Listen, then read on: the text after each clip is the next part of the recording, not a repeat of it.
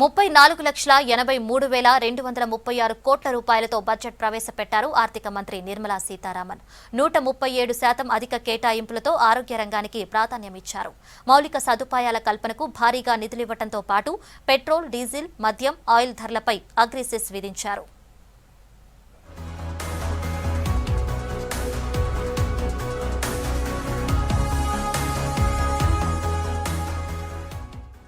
ఆత్మనిర్భర్ భారత్ లక్ష్యంతో 2021-22 వార్షిక బడ్జెట్ ప్రవేశపెట్టారు కేంద్ర ఆర్థిక మంత్రి నిర్మలా సీతారామన్. 6 మూల స్తంభాలపై బడ్జెట్ రూపొందించామన్నారు నిర్మల. ఆరోగ్యం, మౌలిక సదుపాయాలు, సమ్మిళిత వృద్ధి, మూలధనం పెంపు, innovation and research and development, కనిష్ట పాలన, అధిక పర్యవేక్షణ అనే అంశాలను పరిగణలోకి తీసుకున్నామన్నారు. లోక్సభ ప్రారంభం కాగానే బడ్జెట్పై ప్రతిపక్షాలు నిరసన తెలిపాయి. అపోజిషన్ నినాదాల మధ్య ప్రసంగించారు కేంద్ర మంత్రి. కరోనా మహమ్మారి దేశాన్ని పీడిస్తున్న వేళ బడ్జెట్ కేటాయింపుల్లో ఆరోగ్య రంగంపై ఫోకస్ పెట్టింది కేంద్రం. ఈ ఏడాది హెల్త్ సెక్టార్కు 2,23,846 కోట్ల రూపాయలు కేటాయించినట్లు చెప్పారు ఆర్థిక మంత్రి నిర్మలా సీతారామన్. గత బడ్జెట్తో పోలిస్తే ఇదే 137% అధికం. ప్రధానమంత్రి ఆత్మనిర్భర్ స్వాస్థ్ భారత్ యోజన కింద 64,000 కోట్ల రూపాయలు కేటాయించామన్నారు. కరోనా వ్యాక్సినేషన్ ప్రక్రియకు 35,000 కోట్ల రూపాయలు కేటాయిస్తున్నట్లు చెప్పారు. 2021-22 ఆర్థిక సంవత్సరంలో 68,60 లక్షల జనాభాకు డోసుకు 255 చొప్పున 2 డోసుల టీకాలను ఇవ్వాలని లక్ష్యంగా పెట్టుకున్నామని చెప్పారు. ఒకవేళ డోసుల ధర పెరిగితే బడ్జెట్ను మరింత పెంచుతామని హామీ ఇచ్చారు. త్వరలోనే మరో 2 అందుబాటులోకి వస్తాయన్నారు. Today, India has 2 vaccines available and has begun medically safeguarding not only her own citizens against COVID-19 but also those of 100 or more countries. It is added comfort to know that 2 or more vaccines are also expected soon. In the post-COVID world are changing. This moment in history is the dawn of a new era, one in which India is well poised to truly be the land of promise and hope. ప్రస్తుతం దేశంలో రైతుల ఆందోళనలపై ప్రధానంగా చర్చ జరుగుతోంది. ఈ టైంలో రైతుల్ని ఆకర్షించే ప్రయత్నం చేసింది కేంద్రం. 2021-22లో ఆహార ఉత్పత్తుల సేకరణ, కనీస మద్దతు ధరకు 1,72,000 కోట్ల రూపాయలు ఖర్చవుతుందని అంచనా వేశామన్నారు. 2020-21లో రైతులకు 75,000 కోట్ల రూపాయలు కేటాయించామని, దీనివల్ల 1,50,00,000 మంది రైతులు లబ్ధి పొందారని తెలిపారు. దేశవ్యాప్తంగా మరో 1000 మార్కెట్లను electronic national agriculture market ఈనామ్తో అనుసంధానిస్తామన్నారు.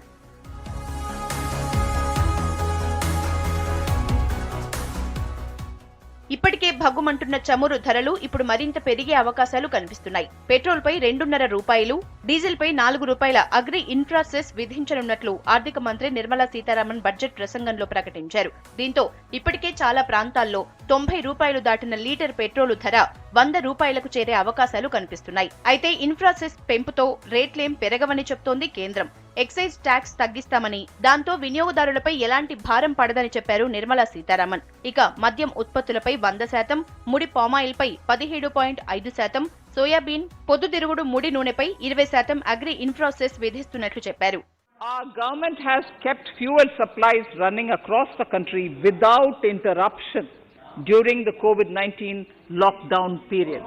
Taking note of the crucial nature of the sector in people's lives, the following key initiatives are being announced.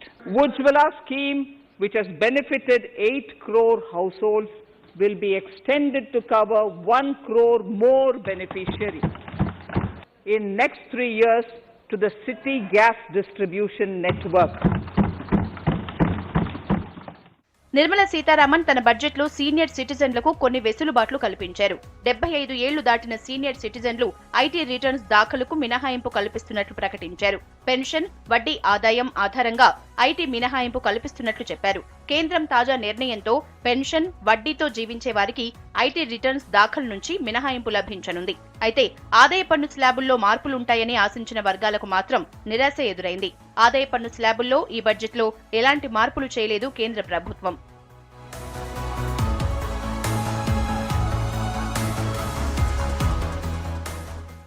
బీమా రంగంలోనూ కీలక నిర్ణయాలు తీసుకుంది కేంద్ర ప్రభుత్వం. బీమా రంగంలో ప్రస్తుతం 49% ఉన్న విదేశీ ప్రత్యక్ష పెట్టుబడుల పరిమితిని 74% పెంచుతున్నట్లు ప్రకటించింది.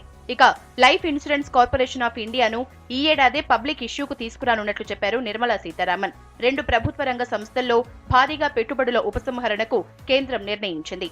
2021-22 బడ్జెట్ నేపథ్యంలో ఎయిర్ ఇండియా షిప్పింగ్ కార్పొరేషన్ పెట్టుబడుల్లో ఉపసంహరణకు గ్రీన్ సిగ్నల్ ఇస్తున్నట్లు ప్రకటించింది. అదేవిధంగా ఐడిబిఐ భారత్ ఎర్త్ మూవర్స్ పెట్టుబడుల్ని ఉపసంహరించుకుంటున్నట్లు ప్రకటించింది.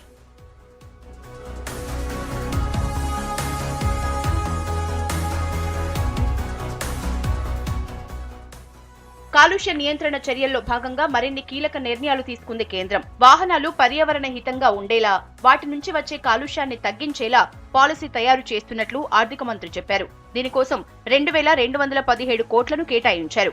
గడువు తీరిపోయిన వాహనాల్ని తుక్కుగా మార్చే విధానాన్ని అమలు చేయబోతున్నట్లు చెప్పారు.